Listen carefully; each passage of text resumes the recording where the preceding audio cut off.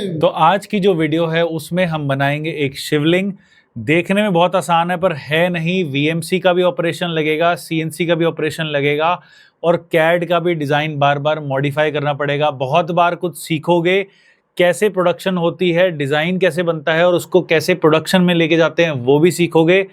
Chapter wise video रहेगी हमारी, ध्यान से देखना और अगर अच्छी लगी तो हर हर महादेव जरूर कमेंट करना। हर हर महादेव। तो देखिए हमने शिवलिंग बनाया है और एक्चुअली ये आज आखिरी दिन है, तीसरा दिन है जो हम ये वीडियो बट आपको सबसे शुरू में दिखा रहे हैं कि ये शिवलिंग हमने फाइनली जो है वो बना दिया है। तो संदीप सर इसमें क्या क्या लगा, कितने ऑपरेशंस लगे, कैसे ये बनाया हमने, जरा इसका ओवरव्यू दीजिए एक बार। सर सबसे पहले तो ये हमारे पास एक डिजाइन आया। डिजाइन के बाद हमें सबसे पहले ये देखना था कि इस पे सीएनसी की जो वर्किंग होनी थी उसके लिए मेन हमें काम करना था। हाँ। तो सबसे पहले हमने दोनों साइडों से इसकी रफिंग करी।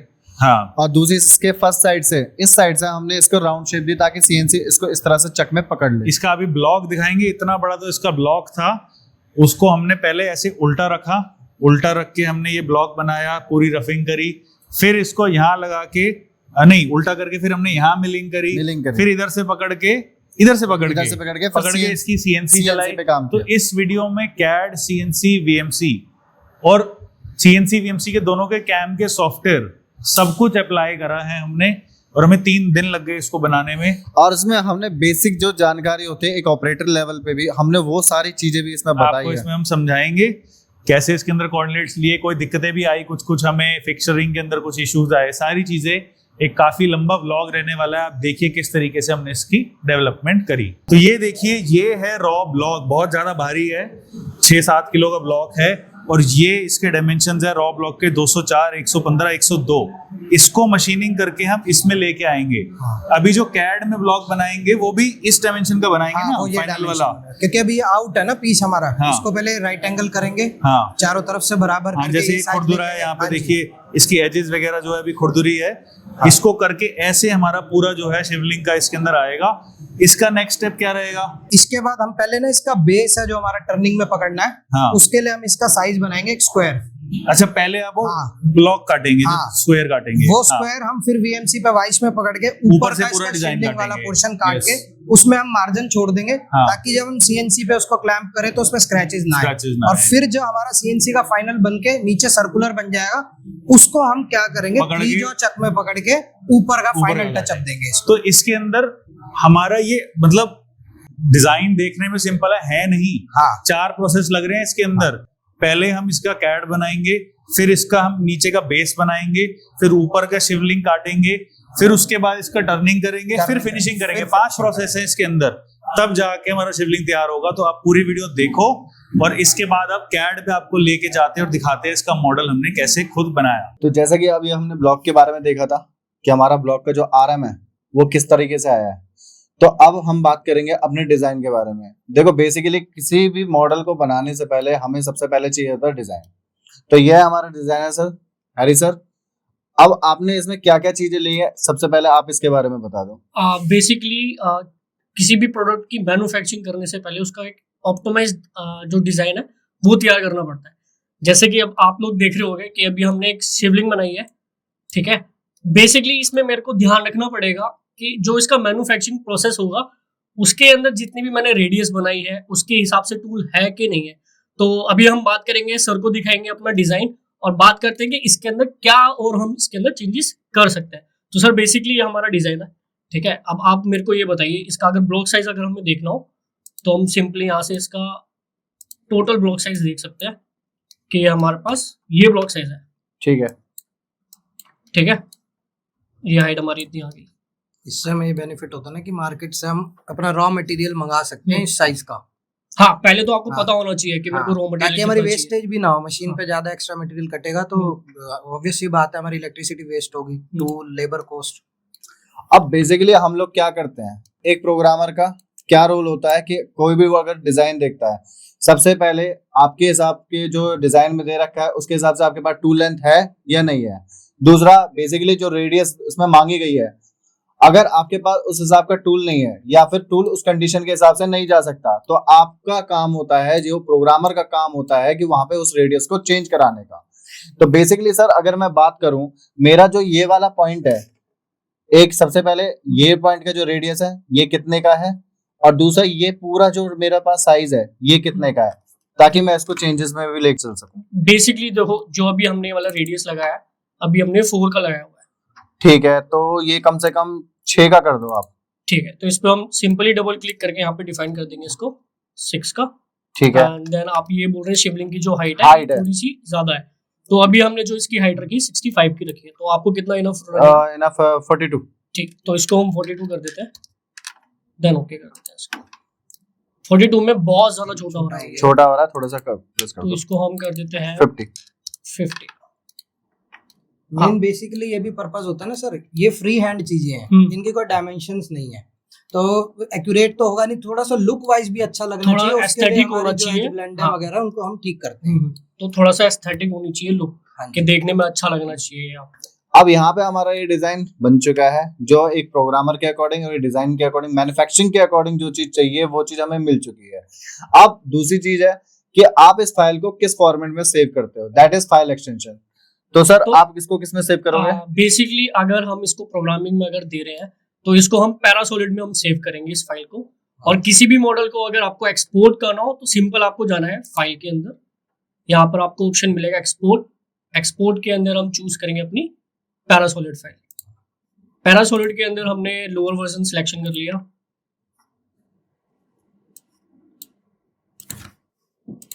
Then okay. यहाँ पर हम डेस्कटॉप पे सेव कर देते हैं कैम प्रोग्राम के नाम से, देन ओके कर देंगे इसको। तो बेसिकली ये हमारा एक्सटेंशन सेव हो चुका है। अगर आप देखेंगे ये रहा हमारा एक्सटेंशन। तो सर ये एक ही सपोर्टिव फाइल होती है? नहीं, एक सपोर्टिव फाइल नहीं होती है, देखो बेसिकली अलग अलग होती है। अगर हमारे पास कोई एक्सटीएल फाइल आती है, अच्छा, यहाँ पर अलग अलग एक्सटेंशन है, बच्चों को कंफ्यूजन होती है कि कैसे हम सेव करेंगे आईजीएस में, कैसे हम स्टेप फाइल के अंदर हम सेव करेंगे। बहुत से इंटरव्यूज के अंदर भी ये पूछा जाता है कि आप किस फाइल को किस एक्सटेंशन में आप ओपन कर सकते हो। तो आधे बच्चों को पता होता है सेव कैसे करनी है, इंपोर्ट कैसे करना है, एक्सपोर्ट कैसे करना है।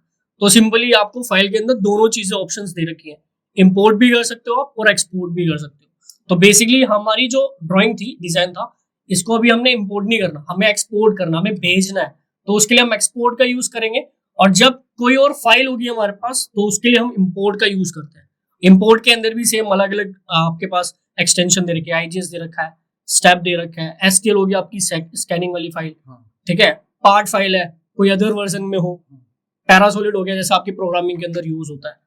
तो क्या प्रोग्रामिंग के अंदर सिर्फ पैरासोलिड चलती है या कोई और भी एक्सटेंशन चलता है? नहीं, मतलब पार्ट फाइल नहीं चल सकती, बस जो पार्ट फाइल है वो सॉफ्टवेयर में ही खुलेगी उसके। तो एक्सचेंज करने के लिए पैरासोलिड भी यूज कर लेते हैं, आईजीएस भी यूज कर लेते हैं, स्टेप फाइल भी यूज कर लेते हैं। तो प्रोग्रामर को बेसिकली डिजाइनर से यही नीड होती है कि पार्ट फाइल ना लेके, पार्ट फाइल लेके देख सकता है, और स्टेप फाइल जो हमारी सॉफ्टवेयर में खुल जाएगी। तो बेसिकली इससे हमारे को एक ये चीज पता लगती है कि अगर मैं डिजाइनर हूँ, मैं सॉफ्टवेयर अगर एनएक्स चला रहा हूँ, तो मेरे को एक्सटेंशंस पता होने चाहिए मेरे सॉफ्टवेयर की क्या कैपेबिलिटी है। अब जैसे आपका पावर मिल है तो हमें पता होना चाहिए मतलब कि ये क्या मतलब एक्सटेंशन होनी चाहिए। तो सर मेरे को ये बताइए आप इसकी आप प्रोग्रामिंग कैसे करते हैं? मैं बताता हूँ इसके बारे में। देखो अभी मैं इसमें एक दो पॉइंट जोड़ रहा हूँ। सबसे पहले जैसे सर डिजाइनर है, अभी सर ने आपको बताया कि सेव और एक्सपोर्ट दोनों चीजें चेंजेस हैं। अगर आप लोग जैसे अभी नए हो तो आपको कोई बोलता है कि भैया मेरे को ये मॉडल चाहिए, तो कई लोग ये गलती करते हैं तो उसको सेव करके ही दे देते हैं। ठीक है, तो प्रोग्रामर को कभी भी सेव फाइल नहीं चाहिए, उसको हमेशा एक्सपोर्ट फाइल चाहिए। तो इस चीज पे हमेशा फोकस करना है। तो अब मैं दिखाता हूँ कि इसको पावर मिल में कैसे ओपन करते हैं, इसका कैसे हम लोग प्रोग्राम बनाए। तो सबसे पहले बेसिकली करना क्या है, फाइल लेंगे, फाइल से हम जाएंगे इंपोर्ट मॉडल। इन्होंने एक्सपोर्ट किया था, हम लोग करेंगे इसको इंपोर्ट। इंपोर्ट करके यहाँ से मेरे को सिलेक्ट करना, मेरा जो फाइल है वो डेस्कटॉप पे सेव है, और इसके बाद ऑल फाइल्स, ये मतलब बेसिकली कोई एक फाइल नहीं आएगी। अगर उस नाम से कोई भी और फाइल एक्सटेंशन होगा, कम से कम मैं ये देख सकता हूँ कि भाई इस नाम से कोई और फाइल ना हो।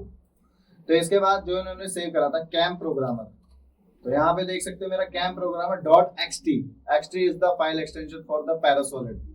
तो यहाँ पे इसको क्लिक कर दूंगा और इसके बाद मैं कर दूंगा इसको ओपन। ओपन करने के बाद यहाँ पे अगर देखोगे तो ये मेरा वायर फ्रेम इमेज आ चुका है। ठीक है, जो भी इन्होंने ड्रॉ करा था ये सरफेस लेके, ये मेरा वायर फ्रेम इमेज आ चुका है। अब हमारे पास सबसे पहले अगर मैं गेम प्रोग्रामर की बात करूं या मैं इस डिजाइन के ऊपर बात करूं, एक प्रोग्रामर सबसे पहले ये चीज देखता है कि उसको क्या क्या चीजें लेके चलनी है। ठीक है, अगर यहाँ पे फोकस करूंगा तो VMC में 3 एक्सेस में ये चीज पॉसिबल नहीं है, ये टर्निंग पे बनेगी। तो सबसे पहले मेरे को इनको क्या चीज देनी पड़ेगी, इनको सबसे पहले इसको बनाने के लिए एक तो मेरे को स्पेसिफाई रॉ मटेरियल देना पड़ेगा ताकि इसी एक्सेस में चले, और दूसरा इनको ग्रिपिंग के लिए मेरे को देना पड़ेगा। तो बेसिकली अभी हम करेंगे इसमें रफिंग का काम, कि हम इसमें रफिंग का काम छोड़ के बाकी फिनिशिंग इनके टर्निंग करने के बाद करेंगे। मतलब वो तो हमने जो प्रोसेस डिसाइड कर रखी है उसके हिसाब से होगा। अभी बेसिकली हम इसमें मिलिंग का काम कर रहे हैं, तो उसके लिए प्रोसेस करें। अच्छा, एक चीज और मैं यहाँ पे सर बात करना चाहूंगा, जैसे अभी सर ने हमें डिजाइन बना के दिया, अभी इसको एक बार वायर फ्रेम में करो सर, ब्लॉक हाइड करके वायर फ्रेम में, ब्लॉक भी हाइड कर दो इसका। यहाँ देखो इसमें क्या दिखाया गया, सर ने जो काम किया है ना, ये मॉडल बनाया डिजाइनर है जो सर, इन्होंने बिल्कुल सेंटर से बनाया ओरिजिन पे, तो कैम सॉफ्टवेयर में भी वो सेंटर में इंपोर्ट हुआ है। अगर अब कभी बड़ी असेंबली आती है, कोई मशीन से कोई पार्ट निकाल के डिजाइनर दे दिया है, तो वो पार्ट आपका एंगल पे होता है, टेपर में होता है, या ओरिजिन से शिफ्टेड आता है, तो जैसा डिजाइनर बना के देगा वैसा पार्ट आपका इसमें भी इंपोर्ट होगा। फिर अगर वो अपने ओरिजिन से आउट है तो आपको पहले प्रॉपर ओरिजिन बनाना पड़ेगा। बेसिकली हम लोग इन्होंने जिस प्रोसेस से लेके या फिर जिस पॉइंट को मास्टर बना के इन्होंने अपना ओरिजिन क्रिएट किया है, तो वो इनके लिए यूसीएस है। मेरे को जिस पे वर्किंग करनी है तो वो मेरा WCS बनेगा। तो हम अब लेके चलते हैं अपनी पूरी इस कहानी को। तो ब्लॉक पे गए, इसको किया कैलकुलेट करने के बाद ड्रॉ पे कर दूंगा ताकि मेरा रॉ मटेरियल मेरे को दिख जाए। तो ये जो शैडो ब्लॉक दिख रहा है ये है रॉ मटेरियल। इसके बाद इसको एक्सेप्ट किया, राइट क्लिक। अब मेरे को चाहिए अपना मिड पॉइंट, तो बेसिकली सबसे पहला जो प्रोसेस होगा मेरा यहीं पे होगा। तो मैंने क्या करना है, यहाँ पे इसको अपना जो भी मेरे को ओरिजिन देना है मैं दे सकता हूँ। यहाँ पे हमारा बेस बनाने का पहला पर्पज ये है कि जो नीचे पूरा सॉलिड ब्लॉक है ना, उसको हम छोटा कर लेंगे, और अपने जो राउंड पार्ट है, जो टर्निंग का पार्ट है, उसके हिसाब से अपने ब्लॉक को मेंटेन कर लेंगे। उससे क्या होगा ना, हमारे को फिर वो पकड़ने में भी इजी रहेगा। जो नीचे पूरा ब्लॉक है उसका नीचे की साइड को कट करके हम फिर उसको वाइस, छोटी वाइस में पकड़ के ऊपर का पोर्शन कट कर लेंगे। अब देखो बेसिकली हमारा ये हो गया। मैं टूल की सेफ्टी सबसे पहले, जो मेरे लिए जरूरी है, टूल की सेफ्टी सबसे पहले, क्योंकि अगर मान लो पूरा आपने प्रोग्राम सही बना दिया और उसके बाद टूल की सेफ्टी पे ध्यान नहीं दिया तो टूल पहली बार में ही आके खत्म कर देगा उसको। आरएम का लॉस, सारी चीजों का लॉस है, तो इस चीज को आपको बेसिकली देख के चलना। अब सबसे पहले देखो बेसिकली आपको करना क्या है, ये राउंड पार्ट है, मैं इसको छेड़ूंगा नहीं क्योंकि ये एक एक्यूरेसी साइज है। मैं इससे थोड़ा सा प्लस साइज देके चलूंगा इनको, ताकि जो टर्निंग पे इसका साइज बने एकदम मेंटेन बने, क्योंकि ग्रूविंग के साथ ये लोग इसको एकदम मैच करते हुए आएंगे। सही बोल रहा हूँ सर? ठीक है, तो इसके लिए मैं थोड़ा सा इसमें एक्स्ट्रा साइज दूंगा, 2 mm या 3 mm, आप बताओ।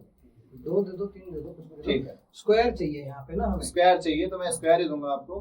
तो ये देखो मेरा जो इसका जो साइज आया कितना है, 72। बस मैं क्या करूंगा इसमें अपना, जैसे सर ने बोला 2 mm या 2.5 mm जितना दे सकते हो आप दे दो। 74। मेरे को कुछ ज्यादा नहीं करना, इसको लॉक कर दूंगा। देखो मेरा रॉ मटेरियल से एक्स्ट्रा बन जाएगा। इसके बाद इसको एक्सेप्ट कर लेंगे ताकि मेरे टूल यहाँ पे एंट्री भी ना ले। तो इसके लिए सीधा एक सरफेस में थोड़ा सा और बढ़ा दो सर, 80-80 कर दो। 80-80 कर देते हैं, कोई दिक्कत नहीं है।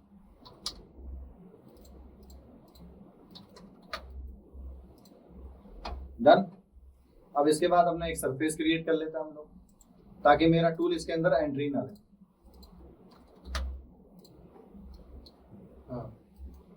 अब यहाँ पे जो ग्रूविंग है, यहाँ पे जो भी रेडियस है, मेरा टूल यहाँ पे एंट्री ले लेंगे। इससे बड़ा फायदा ये है कि जब लेगा नहीं तो वहां पे काटेगा नहीं, मेरे को स्क्वायर ब्लॉक मिल जाएगा जो कि इनको काटने में आसान रहेगा।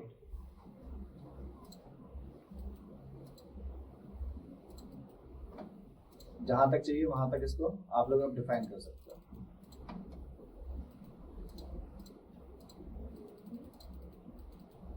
ठीक है, अब मैं पहला टूल क्या रखूंगा, रफिंग के बेस पे, क्योंकि अभी रफिंग कर रहा हूँ, फिनिश में डायरेक्ट कर नहीं रहा हूँ। तो यहाँ पे जाऊंगा सीधा मैं अपना मॉडल एरिया क्लियरेंस में, जितना मेरे को कट चाहिए, जितना मेरे को टूल चाहिए, मैं उसके हिसाब से अपनी कटिंग लेके चल सकता हूँ।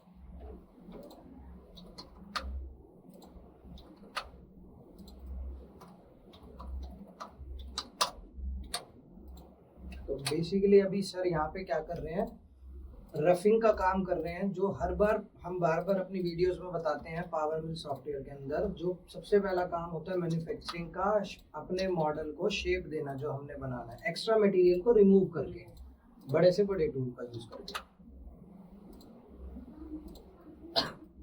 कुछ पैरामीटर्स हैं जो हम आपको सिखाते हैं, वो आप जब एडमिशन लेंगे आपको बताए जाएंगे डीपली, और जिन्होंने ले रखा है उनको पता है।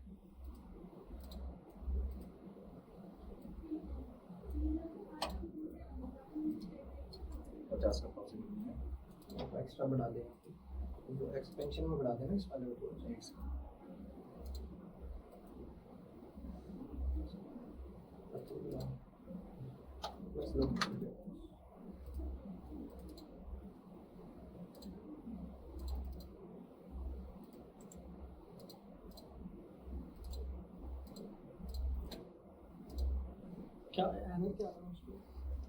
ये एरर बेसिकली क्या था कि अभी जैसे हमारा जो टूल होता है ना, पावर मिल सॉफ्टवेयर के अंदर क्या होता है, जितना आपने मतलब टूल यूज कर रहे हो उसके हिसाब से आपका एक्सपेंशन में मटेरियल होना चाहिए, तभी वो एक्स्ट्रा होना चाहिए। इस सॉफ्टवेयर के अंदर है जहां आपने काटना वहां एक्स्ट्रा मटेरियल होना चाहिए।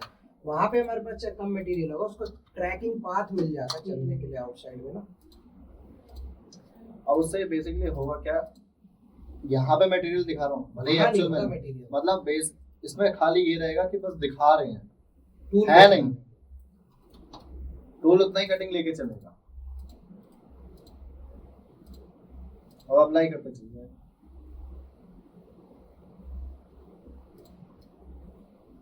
ठीक है, इसके बाद लीड एंड लिंक, जो कि मैंने बताई है सबसे मेन होती है प्रोग्रामिंग लाइन में।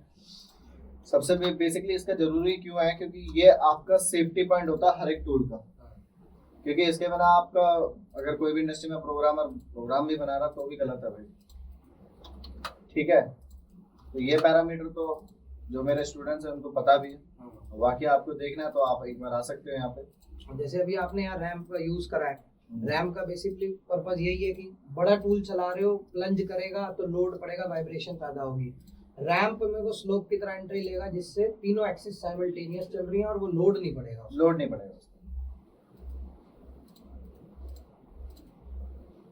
तो अभी सर ये क्या रीरफ कर रहे हैं आप? Rest milling. हाँ, रेस्ट मिलिंग रीरफ। हाँ जी, ठीक है, इसमें ज्यादा काम तो है नहीं है। ठीक है, आपको मेरे को बस एक रफिंग बेस पे देना है बस। ठीक है, वो मेरा इतना कर चुका है, बस साइडों को अपना मैनेज करके और फ्लैट को फिनिश करके आपको मैं दे दूंगा वो।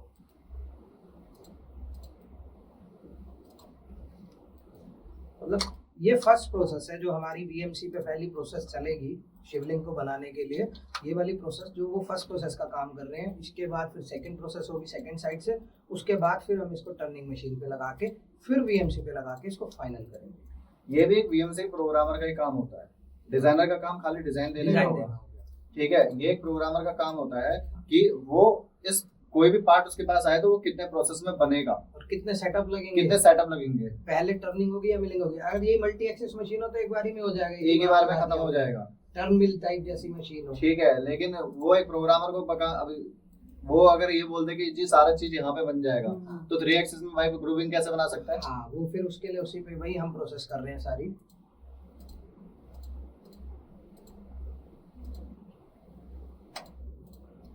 ठीक है, ये हो गया। अब मेरा जो मेरे को चीज चाहिए थी आपको देने के लिए वो चीज तो मेरी तैयार है, बस मेरे को ये फ्लैट को बस अपना थोड़ा सा सरफेस को क्लीन करना है ताकि आपके पास इस पॉइंट पे अगर कट भी आए तो ज्यादा डैमेज ना करे, क्योंकि स्क्वायर पार्ट से सर्कुलर बनाने में हाई पॉइंट लेके चलना पड़ता है और अगर वहां पे टेपर या रफनेस ज्यादा आ गई तो कहीं सिंगल पॉइंट कटिंग टूल हमारा टर्निंग में यूज होता है, उसको जहाँ ज्यादा मटेरियल मिला वहाँ इंसर्ट हमारी वियर हो जाएगी और ब्रेक हो जाएगी। साइज भी वियर कर सकती है। हाँ,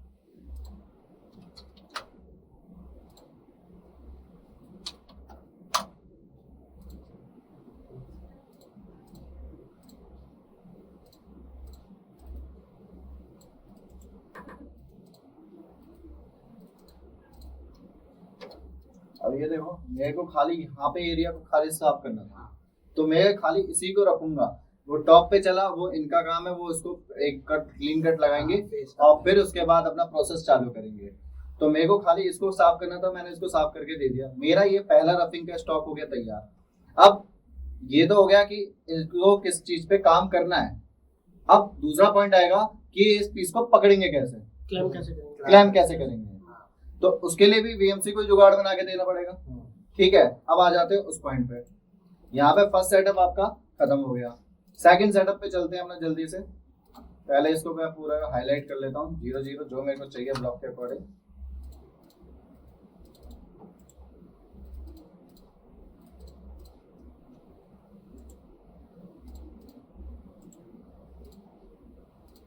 अभी यहाँ पे सर क्या कर रहे हैं ना कि दूसरी साइड वर्क प्लेन बना रहे हैं। वर्क प्लेन का ये बेनिफिट है हमारे सॉफ्टवेयर के अंदर, कैम सॉफ्टवेयर के अंदर, कि अगर कोई भी जॉब को आपको मल्टीपल साइड से बनाना है, 2-3 सेटअप में बनाना है, तो अलग अलग, जैसे आप डिजाइन में ओरिजिन्स लगा लेते हो, अलग अलग कोऑर्डिनेट्स लगा लेते हो, तो ऐसे इसमें हमने दूसरा वर्क प्लेन लगा लिया अपना। एक ही फाइल के अंदर 4-5 सेटअप का काम हो जाए, जितने भी सेटअप में हमें काम करना है। जैसा बेसिकली अगर प्लास्टिक मोल्ड में बात करूँ तो उसके हर एक एक्सिस पे काम होता है। हाँ, क्योंकि जॉब सेटिंग चेंज होती है ना। मान लो कोई जॉब में 6 फेसेस हैं, left right top bottom front back, तो उसके सब साइड पे अगर हमें काम करना है वर्क प्लेन बना सकते हैं। और कोई जो ऑपरेटर बोलते हैं ना कि भैया, हम लोग क्या बोलते थे, जैसा हम लोग इंडस्ट्री में बोलते हैं भाई जिस एक्सिस पे उसको घुमा रहा हूँ उस एक्सिस पे उसका सेंटर लेना चाहिए। तो वो सेंटर एक्यूरेट कब आएगा, जब मैं यहाँ से उसको वर्क प्लेन दूंगा, अदरवाइज वो सेंटर एक्यूरेट नहीं आएगा। अब यहाँ पे 50x50 आपको 5 mm, हाँ 5 mm एक्स्ट्रा देना। और सर यहाँ पे ये अभी जो राउंड पार्ट है ना ऊपर का शिवलिंग का, ये नहीं बनाना अभी हम राउंड नहीं बनाएंगे, इसको हम स्क्वायर में देंगे। इसको स्क्वायर में दूसरा प्रोसेस है हमारा। फिर उसके बाद जब हम फाइनल फिनिश करेंगे ना, तब इसको बनाएंगे, ताकि हमारे जो जॉज है सीएनसी टर्निंग में, उसमें ग्रिपिंग में हमें प्रॉब्लम ना हो। राउंड हमारा वहाँ पे पीछे बट नहीं कर पाएगा, इंडस्ट्री लाइन में बोलते हैं बट करना, फेस पे टच नहीं हो पाएगा। दूसरी बात ये होगी, अभी इन पे एक्स्ट्रा मटेरियल इसलिए काट के दे रहा हूँ क्योंकि फिनिश मेरे को करना है। फिनिश, हाँ। अगर सीएनसी भी इन्होंने पकड़ा तो हो सकता है वहाँ पे डेंट आ जाए। अगर मैं 1 mm या 0.5 का माल एक्स्ट्रा करके दूंगा तो वो डेंट नहीं निकलेगा। 5 mm में कम से कम मेरे पास सहूलियत रहेगी, मैं उसको निकाल सकता हूँ। तो यहाँ पे ब्लॉक में गया, सर ने जैसे बोला मेरे को ये राउंड नहीं चाहिए, मेरे को ये रेक्टेंगल में ही चाहिए। तो 50 की जगह मैं इसको 55 कर लेता हूँ। Done sir. और ये क्या हो रहा है ना, ब्लॉक की हेल्प से एक सरफेस लगा देते हैं। सरफेस से वहाँ टूल एंट्री नहीं लेगा। एक मतलब काम देखो सारा जुगाड़ पे होता है इंडिया में, और ये भी सॉफ्टवेयर है बिल्कुल। अगर सॉफ्टवेयर के हिसाब से चलेंगे तो हम प्रोडक्शन नहीं दे पाएंगे और अपना काम नहीं निकाल पाएंगे टाइम से। तो थोड़ी सी सेटिंग वेटिंग करनी पड़ती है, चेंजिंग्स करनी पड़ती है। और मैं आपको एक चीज और बता दूं, जिससे हमारा काम जल्दी से इंडस्ट्री के अंदर वही थोड़ा प्रोग्रामर थोड़ा हाईलाइट होता है जो ब्लॉक और बाउंड्री के साथ खेलना सीखता है। वही चीज है। अगर वो टाइम भी बचाना है, कटने को तो सर ये पूरा वैसे भी कट जाएगा, एक ही बार टूल पाथ चला दिया, ऊपर से काटना स्टार्ट कर दिया उसने। पर हमें अपना टाइम भी बचाना है, टूल भी बचाना है, और मटेरियल भी बचाना है। अब ऐसा नहीं है कि मैं अगर इसमें छोटा सा टूल है, मेरा 12 का एंड व्हील चल सकता है आराम से, मैं उसी को चलाऊंगा तो मेरा सुबह का चलेगा, शाम को उतरेगा। ठीक है, तो इतना टाइम किसी कोई कंपनी आपको नहीं देगी। उसको जॉब चाहिए होता है, एक तो हाई प्रिसिजन चाहिए, साथ में टाइमिंग कम चाहिए। यहाँ पे मैं सेकंड जरूर लिखूंगा ताकि आपका ऑपरेटर इसको हाईलाइट कर सके, हाँ भाई ये सेकंड सेटअप में। इसका भी बहुत अच्छा रोल है, ये देख के समझ जाते हैं कि फर्स्ट टूल चल रहा है और इतने का चल रहा है, उसमें सेकंड सेटअप में चलाना है या फर्स्ट सेटअप में चलाना है। अगर नहीं दिया तो उसके हिसाब से उसको तो ये लग रहा है कि भैया अभी पहली सेटिंग में ही चल रहा है, कोई दिक्कत नहीं, तो पहले ही चलाता रहेगा फिर तो, और वहां पे जॉब खत्म। मतलब ये सारा काम प्रोग्रामिंग का ये हमारे ऊपर हमें कितना इजी करना, कितना इजी करना है ना। इसे भी बेनिफिट है ना, प्रोग्रामर बार बार ऑपरेटर को जाके बताएगा नहीं, पहला ये टूल चला दे, दूसरा वो टूल चला दे। उसने सारा डाटा ले लिया। इसमें जैसे सामने लिख रखा है फर्स्ट बुल 50, तो फर्स्ट साइड चलेगा, जो फर्स्ट टूल चलेगा वो बुल 50 चलेगा, सेकंड हैंड व्हील चलेगा 12 का, तीसरा हैंड व्हील फिर 12 का चलेगा। अब उसके साथ सेकंड लिखने का पर्पस ये है कि ये सेकंड प्रोसेस में चलेगा। मतलब ये छोटी छोटी टिप्स होती हैं। अगर इस पे ध्यान नहीं दिया तो कहानी खराब। अगर अब ये थोड़ी एमएनसी कंपनी या हाई लेवल कंपनी में चले जाए तो वहाँ पे वो फिर ऐसे नहीं, वहाँ प्रोसेस शीट बनाते हैं, सेटअप शीट जिसे बोलते हैं। सेटअप शीट भी बोल देते हैं, प्रोसेस शीट भी बोल देते हैं। उसमें फिर डिटेल सारी लिखी होती है।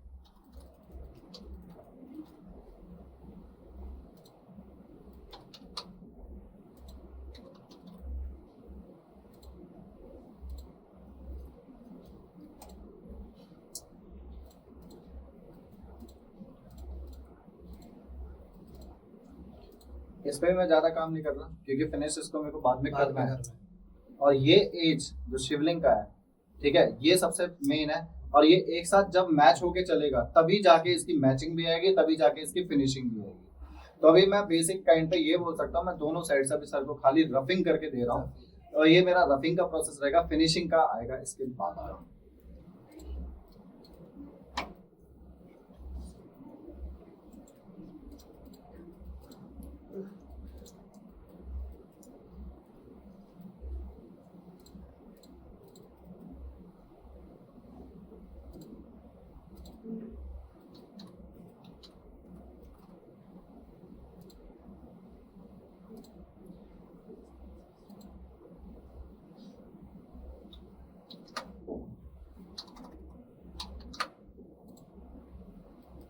ठीक है, अब यहाँ पे मेरे को जहाँ देखो ये जो सब छोटे छोटे पॉइंट है यहाँ नहीं चाहिए, कोई दिक्कत नहीं है, तो मैं इनको भी हटा देता हूँ। ऐसे हम टूल पाथ का ट्रैक भी डिलीट कर सकते हैं कि हमें वहाँ टूल चाहिए नहीं। कुछ कंडीशंस ऐसी होती हैं जहाँ पे पूरे पे टूल चलेगा ही चलेगा और हमें चलाना नहीं है, तो वहाँ हम ऐसे टूल पाथ को ट्रैक ही डिलीट हो गया जिस पे टूल चल रहा है, वहाँ टूल ही नहीं चलेगा, वो ऐसे ही नहीं जनरेट करेगा। जहाँ पे प्रोग्रामर की सहूलियत है, जहाँ पे प्रोग्रामर को चाहिए वो वहीं पे प्रोग्रामर अपना रख सकता है। ठीक है, ये जरूरी नहीं है। इंडस्ट्री में कई लोग बोलते हैं नहीं जाएगा तो जी जाएगा, ये चीज़ कुछ नहीं है। अगर आपको ट्रैक करना है तो आप ट्रैक भी कर सकते हो, लिमिट फंक्शंस भी है, बाकी ब्लॉक एडिटर भी है, आप वहाँ से भी काट सकते हो। अपना अपना जैसे जिसको करना हो, बहुत सारे ऑप्शंस हैं सॉफ्टवेयर में। और अब इसके बाद ये मेरा हो चुका है, मेरा रफिंग का जो प्रोसेस है। इसके बाद हम लोग चलेंगे अपना CNC प्रोग्रामिंग की तरफ। इसको लेकिन उससे पहले हमारा जो चलेगा ये चलेगा रफिंग की, पहले हम मैन्युफैक्चरिंग करके दिखाएंगे कि कैसे चलेगा, कैसे करना है, सेटअप कैसे रहेगा, वो सारी चीज़। तो देखिए अब जो हमने प्रोग्राम बनाया था उसकी हमने सेटिंग करना चालू कर दी है। अब संदीप सर जो है उन्होंने ये ब्लॉक जो है इसको लगा दिया है और उसको टाइट कर रहे हैं। अब टाइट करने के लिए हमने हैमर रखा है रबर वाला, राइट। अब इसको अभी चेक करेंगे कि इवनली हुआ है कि नहीं। अभी इसकी ऑफसेट प्रोसेस चालू होगा, फेसिंग करेंगे पहले इसकी। तो सर इसके अंदर अभी क्या क्या प्रोसेस है, थोड़ा फास्ट फॉरवर्ड में बताइए कि क्या क्या होगा। सर सबसे पहले इसका प्री मशीनिंग किया जाएगा। ठीक है, प्री मशीनिंग के टाइम पे सबसे पहले इसका सेंटर लेके, सेंटर लिया जाएगा चारों साइड से।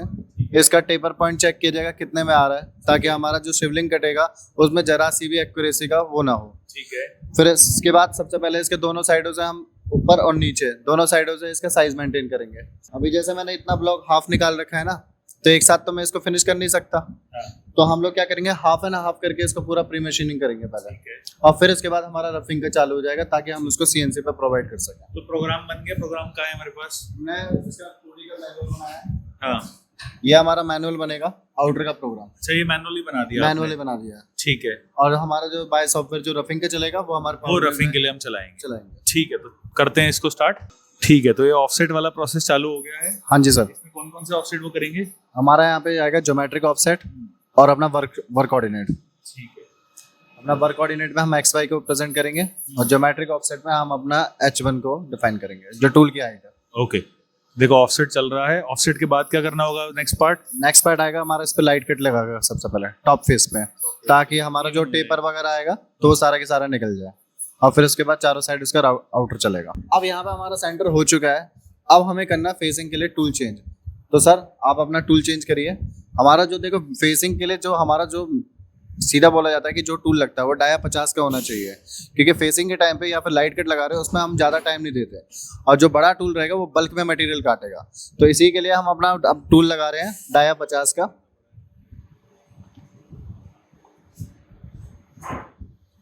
और बेसिकली एक और इससे क्या होगा कि हमारी जो प्री मशीनिंग भी होगी वो भी सेम टूल से ही होगी।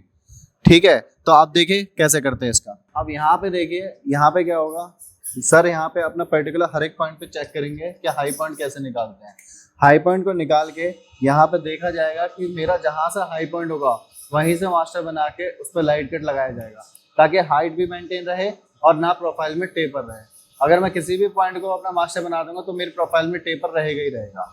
तो अब देखिए कैसे हो रहा है। यहाँ पे देखो मेरा ये हाई पॉइंट आ चुका है, ये इतना इसमें अभी फाउलिंग है, तो इसको मेरे को 0 करना है ताकि मैं अपना एकदम 0 इसको कर सकूं। तो अब यहाँ पे इसको थोड़ा सा डाउन कर लेता हूँ, 0.1 और डाउन करके मैं पूरे प्रोफाइल पे अब अपना कट लगाऊंगा। और ये बेसिकली जरूरी होता है, आप कोई भी पार्ट बना रहे हो, कोई भी प्रोफाइल बना रहे हो, तो सबसे पहले आपको टेपर निकालना आना ही चाहिए। विदाउट टेपर निकाले आपका कोई भी काम सही नहीं बनेगा, क्योंकि फिर वो प्रोफाइल में भी टेपर कंटेन करेगा। अब यहाँ पे देखिए हमने अपना लाइट का टेपर अपना पूरा 0 कर चुके हैं। इसके बाद अब हमें इस पे चलाना अपना आउटर का प्रोग्राम, ताकि मैं इसके चारों साइड को, जैसे मैंने टॉप को मेंटेन किया है वैसे इसकी चारों साइड को भी मैं मेंटेन कर सकूं। ठीक है, अब यहाँ पे जो मेरा वैल्यू आया है, जो क्योंकि लास्ट कट तो मैंने इसी के हिसाब से बनाया, तो मैं अपना ऑफसेट भी अब इसी को बना दूंगा, बार बार ऑफसेट नहीं ले, क्योंकि कंपनी की जो ट्रिक होती है वो यही होती है कि जहाँ पे टूल पे लास्ट कट मारा है तो आप वहीं पे ही अपना ऑफसेट भी बना सकते हो। तो मैं क्या ऐसे करूँगा, यहाँ पे ऑफसेट पे जाएंगे, यहाँ पे ऑफसेट पोजीशन H1 में मैंने डिफाइन करा है, जो वैल्यू मेरी यहाँ पे आ रही है -290.330, बस उसी को मेरे को डालना है। हम थोड़ा सा प्लस ही लेके चलेंगे अपना, ठीक है जी। यहाँ पे मेरा ऑफसेट भी आ चुका। अब इसके बाद यहाँ पे जाके देखना पोजीशन में कि कोई मेरा जो ऑफसेट में कि कोई मेरी वैल्यू देखो, जैसे यहाँ पे 50 में प्लस चल रहा है तो टूल की भी कैसे चलेगा, 50 mm प्लस से ही अपना काम करना शुरू करेगा। तो जब भी आप सेटिंग करते हो कभी भी, तो उसमें ये चीज़ें देखनी होती है कि कोई वैल्यू मेरी प्लस में तो नहीं डली या कोई वैल्यू मेरी माइनस में तो नहीं डली। बेसिकली बाय द गॉड ये प्लस में है, तो अगर मैं बिना देखे चला भी देता टूल हवा में चलता, अगर ये माइनस में होता तो टूल डायरेक्ट ही नीचे आता 50 में, तो हो सकता था जो हम कार शुरू कर रहे हैं वो पहले ही खत्म हो जाता। तो ये सेफ्टी प्रोसेस का आपको हमेशा ध्यान करना है। इसको मैं अभी कर लेता हूँ 0, ठीक है। अब इसके बाद हमारा जो फॉर्मेशन आएगा प्री मशीनिंग का, फेसिंग हो चुकी है। अब हमारा जो सेटअप चलेगा वो चलेगा आउटर प्रोग्राम का। तो आइए अब मैं आपको आउटर प्रोग्राम दिखाऊं। अब ये मेरा प्रोग्राम है, चलने के लिए तैयार है, टूल भी तैयार है। मैंने आपको बोलता सेम यही टूल चलेगा हमारे प्री मशीनिंग के चारों तरफ। तो अब देखो कैसे है, यहाँ पे देखिए, अगर पैनल पे देखोगे तो मेरी यहाँ पे सारी रिकॉर्डिंग आएगी, सारी रीडिंग आएगी जो मैं लेके चल रहा हूँ, ठीक है। अभी मेरा टूल कितना mm ऊपर जाएगा, कितना नीचे आएगा, वो सारी चीजें हमारी इसी रीडिंग में। अभी कूलेंट चल रहा है तो कूलेंट को फिलहाल बंद कर देते हैं, ताकि हमारा जो फर्स्ट कट है हम उसको देख ले, फिर उसके बाद अपना कंटिन्यूस कूलेंट। तो आइए अब मैं अपना जो प्री मशीनिंग का प्रोग्राम है उसको रन करते हैं। देखिए यहाँ से पहले सबसे पहले फीड को आपको 0 करना है, ताकि कोई भी प्रोग्राम है सेफ्टी पॉइंट के नाते आपको हमेशा फीड अपने हिसाब से खोलना है। यहाँ से साइकिल स्टार्ट कर रहे हैं, साइकिल स्टार्ट करते ही मशीन ऑपरेशन चालू। इसके बाद देखिए मेरी मशीन अपने कोऑर्डिनेट पे जा रही है और यहीं से अपने प्रोग्राम को पिक करेगी।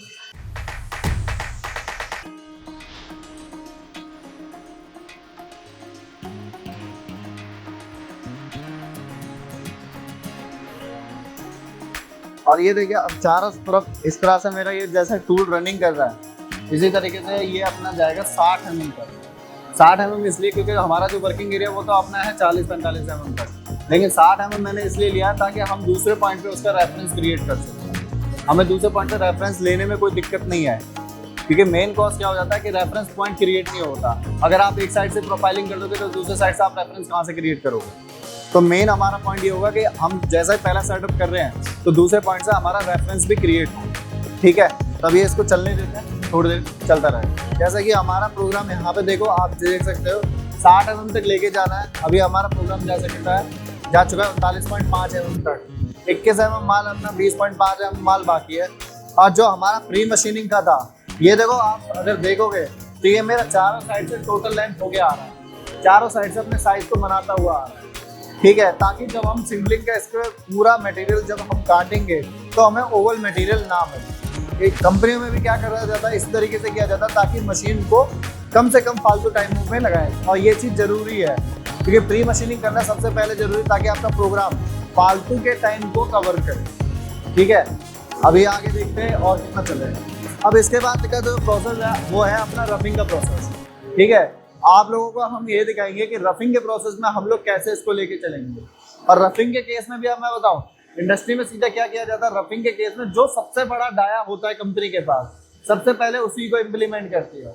हमारे पास सबसे बड़ा डाया 50 का, हम स्टार्टिंग में ही 50 का लगाएंगे। अब ये देखिए हमारा फेसिंग हुआ 50 के डाया से, हमारा आउटर कटा 50 के डाया से, और हमारा रफिंग भी अब कटेगा डाया 50 से। अब आप देख सकते हैं कि हमारा एक ही टूल कितने मल्टीपर्पज पे काम कर रहा है। तो अब मैं आगे आपको बताऊंगा कि हमारा जो रफिंग का काम करेगा वो किस तरीके से करेगा। तो देखिए क्या बना है, अब हमने इसका जो बेस है, बेसिकली बेस तैयार करा है। अब इसको हम लगाएंगे ऐसे उल्टा, ऊपर से फिर शेप निकालेंगे, फिर इस बेस की करेंगे टर्निंग। तो अभी कितना हो चुका है आपके हिसाब से ये? सर ये 30% हमारा तैयार हो चुका है। 30% हो रखा है। 30% टोटली तैयार हो चुका है। इसके बाद हमारा हाँ। यहाँ से ऊपर इसका अभी रफिंग जाएगा, हाँ। ताकि जो सीएनसी में इसका जो राउंड शेप पकड़ेगा, हाँ। क्योंकि सीएनसी में बेसिकली राउंड शेप पकड़ी जाएगी, ये स्क्वायर नहीं पकड़ी जाएगी। ठीक है। तो हम ये राउंड शेप प्रोवाइड करेंगे ताकि वो अपना इसके ऊपर काम कर सके। ठीक है। जो हाँ। तो अभी इसको तो लगाना भी बड़ा डिफिकल्ट है, क्योंकि सिर्फ इस पे पकड़ेगा, ये तो बड़ा टाइट लगाना पड़ेगा। यहाँ पे अगर ज्यादा लोड डाल दिया तो ये नीचे भी आ सकता है ना? तो इसके लिए हम सपोर्ट पैकिंग भी देंगे। अगर बेसिकली हाँ। हमारा इसके ऊपर वो बेस कर रहा है तो हाँ। हमें कोई दिक्कत नहीं है, क्योंकि 22 का भी हमारा वो इतना ही है, तो सपोर्ट देना पड़ेगा बेसिकली। ठीक है, ठीक है, ठीक है, करते हैं इसको, सेट करो आप। Okay sir. अब यहाँ पे देखिए हमारे पहले टूल का काम हो चुका है खत्म, और अब हमारा जो दूसरा टूल है, यानी कि अब यहाँ पे मैंने मेन जो शिवलिंग के जो रफिंग प्रोफाइल थी उसको निकाल दिया है।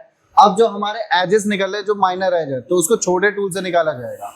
ये हमारा डाया 12 का टूल है। अब इसका हमने ऑफसेट अपना ले लिया है। अब मैं इसको दिखाता हूँ इसको चला के, तो देखिए कैसे चलता है। प्रोग्राम मेरा यहाँ पे सिलेक्टेड है। यहाँ पे आप देख भी सकते हो 2 नंबर ईडी का मतलब एंडविल है, और डाया यहाँ पे साथ में लिखा जाएगा, क्योंकि इंडस्ट्री में ये चीज़ आपको पर्टिकुलर दिखाई जाएगी कि आप कौन से नंबर पे कौन सा टूल चला रहे हो। जब तक ये चीज़ें नहीं आएंगी तब तक वो चीज़ कंफ्यूज में रहेगी। अब यहाँ पे देखिए मैं साइकिल स्टार्ट कर रहा हूँ।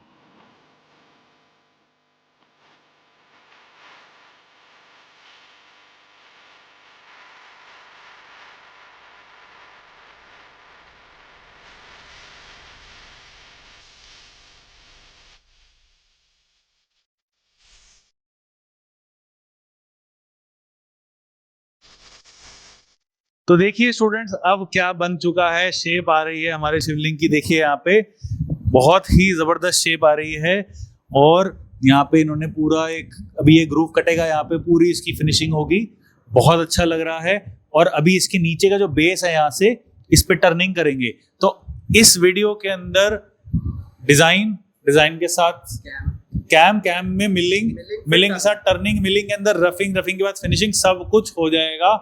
और सारा प्रोसेस जो है हम आपको पूरा समझा रहे हैं। अभी इसके अंदर कुछ एक बार मेजरमेंट लेनी है हमें कि ये ठीक सेंटर बना के रखना है, और फिर इसको अब मास्टर कैम के थ्रू कैम प्रोग्रामिंग का करके आपको दिखाएंगे कैसे इसके अंदर इसका बेस आएगा।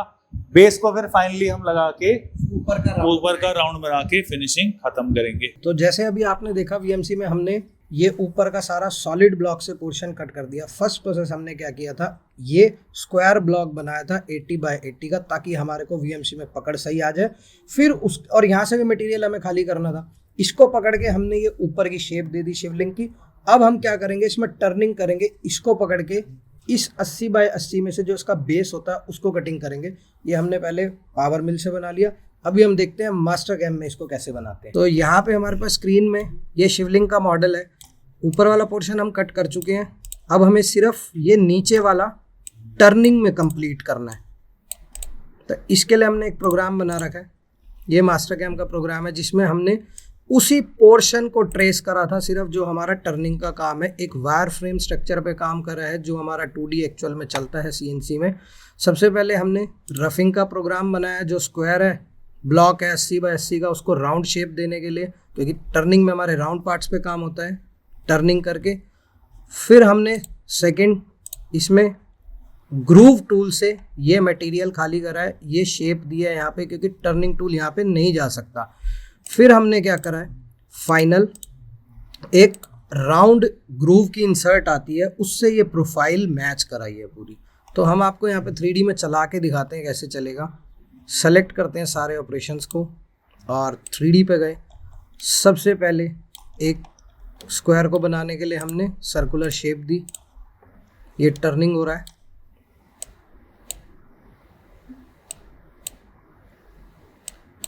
ये टर्निंग कंप्लीट होगा। फिर इसके बाद हम ग्रूव टूल लगाएंगे। ग्रूव टूल इसमें वो प्रोफाइल को शेप देगा, मटेरियल खाली करेगा वहाँ से। फिर फाइनल ग्रूव राउंड इंसर्ट से हम इसको पूरा मैचिंग कराएंगे, क्योंकि यहाँ पे टर्निंग टूल चल ही नहीं सकता। पहले ग्रूव से देखो, यहाँ मटेरियल खाली हो रहा है, और फिर इसके बाद राउंड ग्रूव की इंसर्ट से मैचिंग होगी। ये राउंड टूल आ गया और इसने ये पूरी प्रोफाइल मैच करा दी। तो अभी जो आपने देखा मास्टर कैम पे हमने टर्निंग का काम किया है, अब वही हम प्रोसेस आपको सारा मशीनिंग पे दिखाते हैं यहाँ पे इसको कंप्लीट करके। तो देखते हैं, चलो हर हर महादेव। अब ये हमारा VMC से हो चुका है रेडी। अब इसको हम देने जा रहे हैं अपने CNC पे, ताकि हमारा जो आगे का प्रोसेस है वो पूरा की पूरा हमें डिटेल में बताएंगे करण सर। जैसे अभी सर ने बताया, ये प्रोसेस हमारी कंप्लीट हो चुकी है VMC की। हमने मास्टर कैम में भी देखा था। अब क्या करेंगे, हम जो इसका बेस है शिवलिंग का वो बना रहे हैं CNC टर्निंग पे। इसको क्लैंप करके जॉज में जो हमने CNC पे बना लिए जॉज, इस स्क्वायर से हम एक अपनी प्रोफाइल काटेंगे जो हमने आपको मास्टर कैम में दिखाई है। तो देखते हैं मशीन पे ये कैसे लगेगा। ये हमने अपना पार्ट क्लैंप कर लिया। अब जो आगे की प्रोसेस है, ऑफसेट वगैरह लेना और प्रोग्राम चलाना, वो दिखाते हैं। तो अभी ये हमने इस पे पार्ट हमने फिक्स कर दिया है जॉज अपने बना के। अब क्या है ना, स्क्वायर से थोड़ा सा टर्निंग में काम करना टिपिकल होता है, तो हमने एक हाई पॉइंट निकाला है कट मार के इसके एजिस पे। ये कट मार के, ये जैसे आपको यहाँ दिख रहा है, इसको वर्नियर से मेजर कर लिया। अब इसको हम क्या करेंगे, ऑफसेट लेके रीडिंग करेंगे। तो अब आपको ऑफसेट का प्रोसेस दिखाते हैं। ऑफसेट लो सर, यहाँ पे ना इसका हाई पॉइंट आया था 114। तो अभी क्या कर रहे हैं सर, यहाँ पे टच करके इसको ऑफसेट ले रहे हैं, जो हमारा नॉर्मल प्रोसेस रहता है ये टर्निंग में ऑफसेट लेने का। अब ये यहाँ पे एक्स में टच हो रहा है, ये टच हो गया। अब इस हाई पॉइंट से हम क्या करेंगे, अपना ऑफसेट लेंगे। और सर्कल से पहले आपको एक स्क्वायर बना के निकालना ही पड़ता है हाई पॉइंट, फिर उसके बाद ही उसका पूरा राउंड कटेगा। अगर आपने बिल्कुल सर्कल के हिसाब से काम करा तो वहाँ कहीं ज़्यादा मटेरियल मिलेगा कट करने के लिए, कहीं कम मिलेगा। अभी देखो सर, एक बार पार्ट पे भी दिखाना। पार्ट में ऐसे कटिंग होती जा रही है और राउंडनेस आती जा रही है। देखो थोड़ी थोड़ी राउंडनेस आती जा रही है। ऐसे ही हम टर्निंग करके इसका बेस बनाएंगे, पहले गोल, फिर उसको प्रोफाइलिंग करेंगे।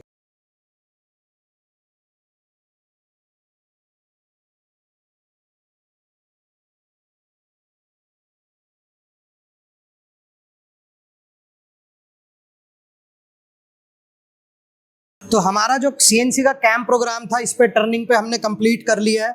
ये शिवलिंग का जो हमने CNC टर्निंग का पोर्शन था वो कंप्लीट कर लिया है। पहले हमने ये ऊपर की मिलिंग करी थी VMC पे, ये टर्निंग किया है। अब ये हम फाइनल करेंगे VMC मशीन पे मिलिंग का काम। अब यहाँ पे हमारा CNC का जो पार्ट था, जो शिवलिंग का बेस पार्ट था, वो हो चुका है हमारा कंप्लीट। अब हमारा जो मेन है शिवलिंग का फाइनल पास, अब हम उसको बनाएंगे। अब यहाँ पे हमें जो पूरी प्रोफाइल निकालनी है शिवलिंग की, जो मेन फाइनल होगी, हमें उस पर काम करेंगे। अब आप बेसिकली इस चीज पे फोकस करोगे कि मैंने इसके लिए एक शॉट और अपना एकदम जो हमारा स्पेसिफाई पिक्चर होता है, मैं उसको लेके आया हूँ। क्योंकि हमारा जो बेस पार्ट था शिवलिंग का, वो था हमारा सिलेंड्रिकल, और सिलेंड्रिकल के लिए हम अपना 3 चक या 4 चक को यूज करते हैं। और आपको एक मोरल ऑफ द स्टोरी एक चीज और बता दूं कि हमारा जब भी सिलेंड्रिकल पीस आता है VMC के अंदर 3 चक 4 चक के साथ, तो वहां पे हमारा जॉब सीधा होगा आपके पिक्चर के साथ। तो अब देखते हैं, इसको हम करते हैं। आइए, अब यहाँ पे हम करने जा रहे हैं अपने एक्स के सेंटर। तो यहाँ पे मैं सबसे पहले इसको 0 कर लेता हूँ, और 0 करके फिर हमें यहाँ पे निकालना होता है इसका हाई पॉइंट। और ये इस तरह से करना जरूरी क्यों होता है, मैं आपको अब वो बता दूं। ये चीज करनी इसलिए जरूरी होती है ताकि हमारा जो एक बार जॉब जब कट चुका है और दोबारा उस पर हमें कुछ भी काम करना है, तो इसी तरह से सेंटर लेके उसको क्रॉस वेरीफाई करना होता है। मान लो थोड़ा बहुत शिफ्टिंग करना होता तो हम उसी समय कर देंगे, फिर बाद में हमारा जॉब वो घाटे में भी जा सकता है। तो हमारा जितना रीडिंग आया मैं उसके हिसाब से लेके चलता हूँ। अब यहाँ पे मैं अपने ब्लॉक का आउटर सेंटर ले चुका हूँ चारों तरफ से। अब हमें अपने सेंटर को करना है क्रॉस वेरीफाई, कीजिए हमारी जो रीडिंग आ रही है या आनी चाहिए कि वो हमारी एक्चुअल में आ रही है कि नहीं आ रही है। आ जाओ, अब मैं वो आपको दिखाता हूँ। ये मेरा सिलेंड्रिकल पार्ट है जो मैंने पहले अपने फर्स्ट जॉब पे इसको मास्टर बनाने के लिए मैंने किया था। अब मैं इसी जॉब को अपना रीवेरीफाई करने के लिए इसका मास्टर बनाता हूँ कि भाई मेरी जो एक्चुअल रीडिंग है वो एक्चुअली में आ रही है या फिर नहीं आ रही है। अभी यहाँ पे हम इसका आउटर सेंटर लेंगे, क्योंकि हमारे पास, क्योंकि डायल इतने बड़े इंडस्ट्री में मिलते नहीं कि आप उसको पूरा राउंड करके उसको ले सकते हो। अगर इंडस्ट्री में आपके पास छोटे डायल आ रहे हैं, मतलब इस तरह से सिंगल डायल आ रहे हैं, तो उसकी तरफ से आप उसको ऑडी डायलिंग बोलते हैं हम लोग उसको। आउटर से high point two high point निकाल के उसका सेंटर लेके चलेंगे।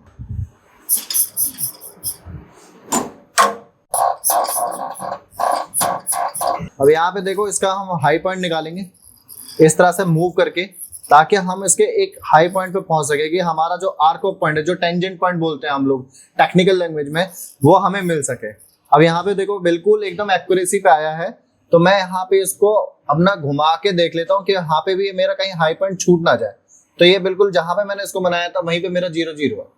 तो यहाँ पे मैं इसको करके अपना इसको सेंटर के लिए, फिर इसके बाद उठा के मेरे को इसको दूसरे पॉइंट पे लेके चलना। अब फिर से इस सरफेस पे टच करूंगा कि क्या रीडिंग आती है क्या नहीं आती है। सेम प्रोसेस जो मैंने वहां पे उस साइड पे लिया था वही सेम प्रोसेस मैं यहाँ पे भी लूंगा। सबसे पहले टेंजेंट पॉइंट ढूंढना है, उसके बाद हाइट। अगर ये मेरे 0 से, जहां पे मैंने मास्टर बना रखा है, 0 से थोड़ा सा भी मेरा प्लस या माइनस जाता है तो मेरे को उसको अपना मेंटेन करना। अभी ये 0 पे है, मेरे को कोई दिक्कत नहीं है। तो यहाँ पे मैं इसको अब यहाँ से ऑटो रोटेट करके मैनुअली यहाँ पे देख लेता हूँ कि 0 से ऊपर तो नहीं आ रहा। 10-20 माइक्रोन से हमें कोई आफत नहीं आ रही है। इसके बाद ये भी ओके है हमारा। यहाँ पे देख सकते हो आप 0 0 आ रहा है बिल्कुल। इसके बाद जो अब यहाँ पे जो हमारी ये टोटल रीडिंग आई है, हमें इसका हाफ करना है ताकि हम अपने परफेक्ट सेंटर पे आ सकें। अब यहाँ पे देखो मेरी जो सेंटर रीडिंग आनी चाहिए थी, मैं आपको बताता हूँ, मेरी जो सेंटर रीडिंग आनी चाहिए थी वो आनी चाहिए थे -50। मैंने आउटर का चारों तरफ से सेंटर लेके क्रॉस वेरीफाई करना था कि मेरा एक्चुअल में क्या वैल्यू आ रहा है। अब यहाँ पे देखोगे तो मेरा वैल्यू आया -49.84। तो मेरा कितना फर्क आया, कितना कम आया, सिर्फ 0.1 कम आया। तो इंडस्ट्री में आपको 0.1, 0.2, 0.3 की तो आपको वेरिएशन मिलेगी। यहाँ पे मेरी तरफ से ये जॉब है अभी ओके सेटिंग की तरफ से। अब ये हमारा प्रोग्राम चलने के लिए कंप्लीटली तैयार है। अब मैंने जैसा कि आपको अभी बताया था कि हमारा इंडस्ट्री में सबसे मेन क्या होता है, हाइट को मेंटेन करना होता है। हमने अपने ब्लॉक की हाइट को मेंटेन कर दिया जितना हमें मॉडल के हिसाब से रिक्वायरमेंट थी। इसके बाद हमारा मेन होता है कि जेड एक्सिस, जो कि हमारा मेन हाई पॉइंट बनेगा जहां से मैं अपना ऑफसेट भी बनाऊंगा। अभी इसके बाद मैं आपको ये बताऊंगा कि इंडस्ट्री में ऑफसेट कैसे बनाया जाता है। जैसे इंडस्ट्री में जैसे प्रोफाइल कट जाती है, प्रोफाइल कटने के बाद आपका मेन मास्टर कैसे बनेगा उसके बारे में। अब यहाँ पे देख रहे हो मेरे जेड की जो वैल्यू आ चुकी है, कितनी आ चुकी है, 0। और यहाँ पे मेरा वैल्यू आ चुका है जेड का -258.960। अब यहाँ पे ये चीज देखने की ये पूरी वैल्यू है जो है।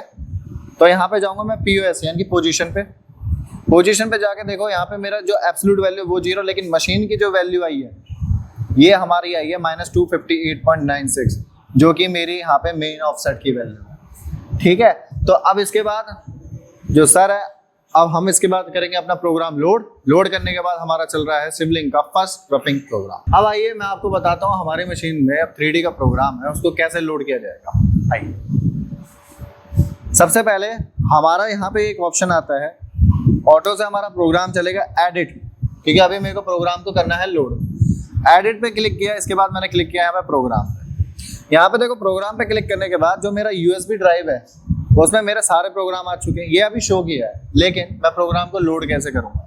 यहाँ पे क्लिक करना है आपको ऑपरेट करने के बाद देखो लोड डाटा, डिवाइस चेंज, आपको जो भी चीज चाहिए यानी कि यूएसबी में मेरा जो डाटा था वो मैं सारा लेके आ चुका हूँ।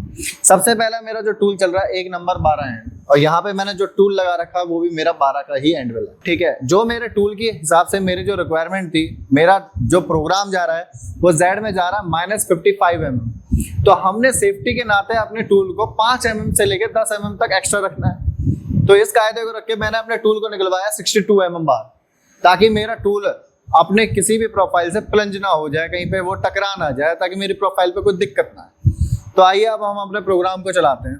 ये मेरा प्रोग्राम आ गया, मैंने इसको कर दिया यहाँ से लोड प्रोग्राम यानी कि लोड डाटा। मेरा प्रोग्राम हो चुका है लोड। इसके बाद करना है इस पे प्रोग्राम पे क्लिक। यहाँ पे देख सकते हो ये पूरा के पूरा मेरा डाटा आ चुका है। हम लोगों को क्या क्या चीजें देखनी होती है मेरे को अपने सेफ्टी के नाते, अभी मैं अपने टूल को चेंज नहीं कर रहा, तो टूल रोटेटेबल मेरे को हटाना है। तो यहाँ पे आपको ये चीज भी देखनी है कि आपका टूल रोटेशन है कि नहीं है। तो यहाँ पे देखो मेरे इस लाइन के बाद टूल रोटेशन आनी थी, जो कि मैंने पहले ही हटा रखी है। RPM, कूलेंट, सेंटर पॉइंट, जहां पे मैंने अपना सेंटर पॉइंट दे रखा है वो भी आ गया। इसके बाद जेड मेरा कितना प्लस आएगा, 50 mm।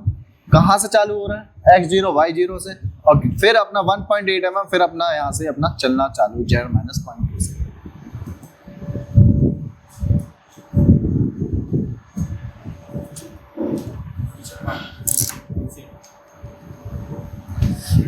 ओम नमो पार्वती पते हर हर महादेव। तो आप देखिए मैं अपने प्रोग्राम को चालू करने जा रहा हूँ। सबसे पहले मशीन पे अगर कुछ भी आ रहा है तो पहले रीसेट कर लेते हैं। ऑटो में, क्योंकि हम अपने प्रोग्राम को चलाएंगे। सिंगल ब्लॉक आपको तब रखना है जब आप अपने प्रोग्राम को क्रॉस चेक कर रहे हो। तो मेरे को अभी तो इसकी जरूरत है नहीं, तो मैं इसको सिंगल ब्लॉक को हटा दे रहा हूँ। बस आपको हमेशा क्या करना, आरपीएम आपका 100% और फीड आपके कंट्रोल में होनी चाहिए, ताकि कहीं अगर एक्सीडेंटल चांस लगे तो फीड आपके कंट्रोल में रहेगी। हमारे कई बार ऐसे अलग अलग सिस्टम दे रखे हैं, अभी इसमें तीनों चीज़ है, आपकी रैपिड फीड भी आती है और आपकी जो लीनियर फीड आती है वो भी आती है। तो अभी हम इसको लेके चलते हैं। कूलेंट का मुंह हमेशा आपके टूल के ऊपर होना चाहिए, इस चीज़ का ध्यान रखना हमेशा, ताकि जो टूल है, जो कूलेंट है, हमेशा आपके टूल के ऊपर गिरे, क्योंकि मेन कटिंग वही करेगा। अब मैं धीरे धीरे फीड को खोलूंगा।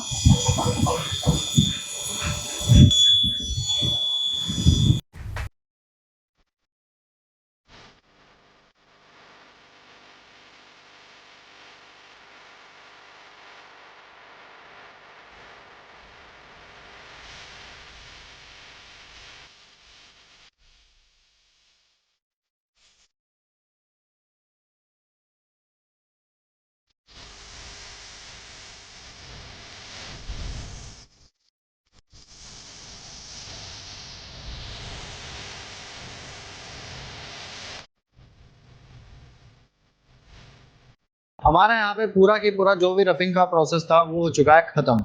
आप रफिंग के बाद हमारे ब्लॉक की आप एक बार इमेज देख सकते हो। ये पूरा हमारा रफिंग खत्म होने के बाद जो जो हमें चाहिए था सिवलिंग में, ये सारी चीजें हमारी आ चुकी हैं। अब बारी है इस पे सबसे मेन और सबसे अपना महत्वपूर्ण, यानी कि अपना फिनिशिंग का प्रोग्राम। ये मेरा फिनिशिंग का प्रोग्राम है, जिसके लिए मैंने अपना टूल लगाया 2 नंबर बॉल 10।